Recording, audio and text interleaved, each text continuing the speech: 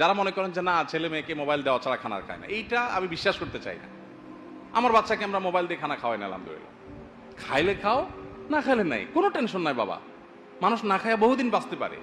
রোহিঙ্গারা না খায়া মাইলকে মাইল হেঁটে নাফ নদী যদি আপনি দেখে থাকেন, নাফ নদীর ঢেউ দেখলে আপনার কলিজা হজম হয়ে যাবে। সেই নদী পার হয়ে ওরা চলে আসছে। মানুষ খুব সহনশীল প্রাণী, সহজে মরে না। ছেলে 2-4 দিন না খাইলে মরে যাবে, যারা মনে করতেছেন বোকার স্বর্গে বাস করছেন, ভুল।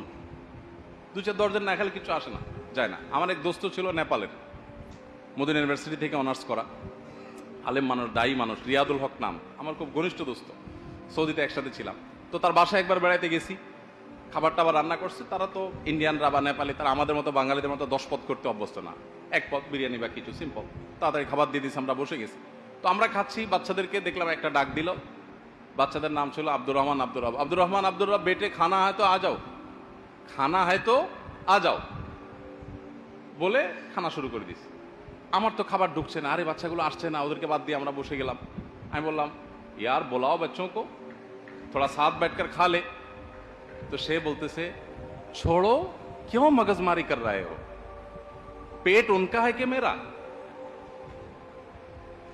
বলেন যে কেন তুমি এই সমস্ত মাথা হেডেক নিচ্ছ, সে যে খাবে পেট কি তার না আমার? তাই বললাম তার পেট। তো বলে যে তার যদি পেট হয় তো হেডেক আমার কেন? পেট যার, হেডেক কোথা, ওই খাবে। এখন আমরা সিস্টেম এমন বানিয়ে নিয়েছি যে আমাদের বাচ্চারা ধরে নিয়েছে যে আমার খাওয়ানোর দায়িত্ব আমার মা, ঠেকাটা আমার বাপের, আমার না, এদের ঠেকা। তো যার কারণে বাচ্চারা শিখে না।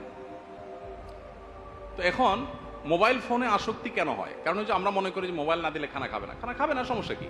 1 বেলা খাবে না, 2 বেলা খাবে না, 3 বেলা খাবে না, 1 দিন খাবে না, 2 দিন খাবে না, 3 দিনের দিন ও খাবে, ওর আব্বা, ওর আম্মা, ওর দাদা, ওর 14 গোষ্ঠী খাবে। আপনি কোনো ফজিলত বয়ান করা লাগবে না, কয়দিন না খায় থাকবে। সিরিয়াস কথা। ধ্বংস হয়ে যাচ্ছে আমাদের পরিবারগুলো, আমাদের সন্তানরা শেষ।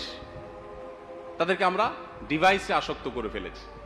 এই জন্য আমি বাচ্চাদের মধ্যে কোথাও গেলে আমি জিজ্ঞেস করি আমাকে কে কে চিনো, তো গর্ব করে খুব হাত তোলে। তো যারা চিনে না ওদেরকে ডেকে আমি আলাদা করে আদর করি, এবং তখন অন্য বাচ্চাদেরকে বার্তা দিয়ে দিই আমি ওদেরকে অনেক বেশি ভালোবাসি, কারণ ওরা মোবাইল দেখে না। আমাকে চিনে না মানে দ্যাট মিনস সে মোবাইল দেখে না, সে একটা সুস্থ বাচ্চা। তার বাবা মা দায়িত্বশীল বাবা মা। আর দায়িত্বশীল না হলে মা নিজে একটাতে নিয়ে বসে থাকে মোনাজাতে, বাপের হাতে আরেকটা, তিনি আরেকটা নিয়ে মোনাজাতে বসে থাকে, আর বাচ্চাকে বলে তুমি কম্পিউটারটা ছেড়ে নাও, কার্টুন দেখো। ধ্বংস করে ফেলছে। তো যাই হোক, কোন সন্তানের দোয়া সাদকায়ে জারিয়া থাকবে? আমাদের আলোচনা ছিল যে মানুষ মারা যাওয়ার পরও 3টা আমল এর সব মানুষের আমল নামে যেতে থাকে।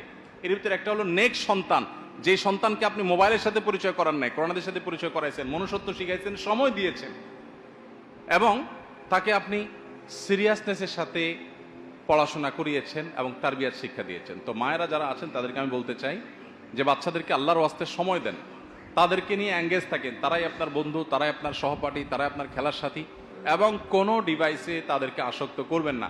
বাচ্চাদেরকে ডিভাইস আসক্তি থেকে মুক্ত করার উপায় কি জানেন? আমরা অনেকে জেনে থাকবো। প্রধান উপায় হলো